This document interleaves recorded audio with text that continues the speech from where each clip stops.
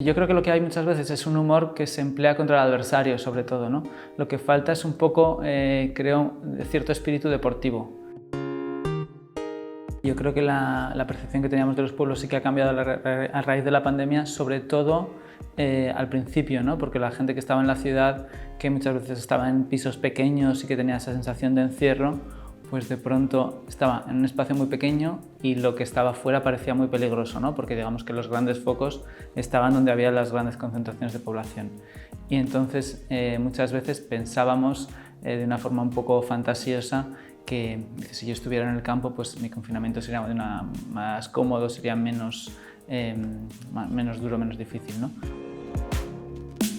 Bueno, yo creo que había esa combinación, ¿no?, de hartazgo e idealización, que fue lo que hizo que mucha gente se fuera o sobre todo se planteara marcharse a una zona rural, ¿no? Luego no sé si tantos lo han hecho porque parece que son muchas veces casos aislados, ¿no? Porque luego tú lo quieres hacer y es más difícil, ¿no? Yo creo que seguramente ha habido un componente grande de fantasía en ese regreso, ¿no? Pero bueno, yo en el libro pues lo he utilizado porque también te puede servir de las fantasías.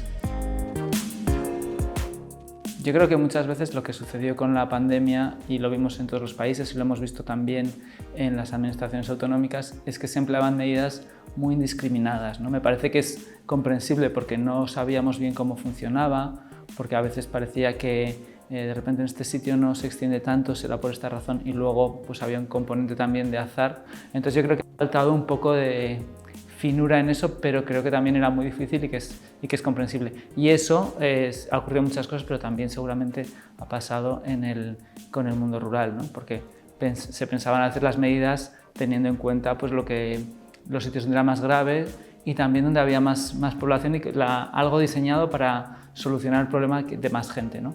Y yo creo que pues, poco a poco iremos aprendiendo, ¿no? Y yo creo que hemos ido aprendiendo como se ha visto a lo largo de la pandemia.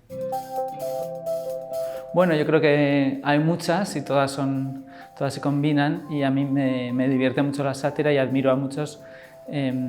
Creo que, bueno, pues que el humor te permite mostrar cosas que otros géneros no. Y creo que muchas veces esa manera pues sí que permite retratar un problema de una forma que evidentemente es una simplificación, pero que sí que puede explicar algunas de las dinámicas, ¿no? Y luego también pues permite, la risa es liberadora y a veces eso te permite pensar en otra cosa, ¿no? O encontrar otra solución. Me divierte un poco mezclar las dos cosas, ¿no? E incluso pues a veces luego cuando vas y escribes con humor de algo que has tratado en serio, pues tiene un elemento para mí muy liberador y muy divertido, ¿no? Y que es lo que intentas un poco contagiar y que los otros puedan disfrutar con esa, de repente, no sé, visión más despendolada. Yo creo que lo que hay muchas veces es un humor que se emplea contra el adversario, sobre todo, ¿no?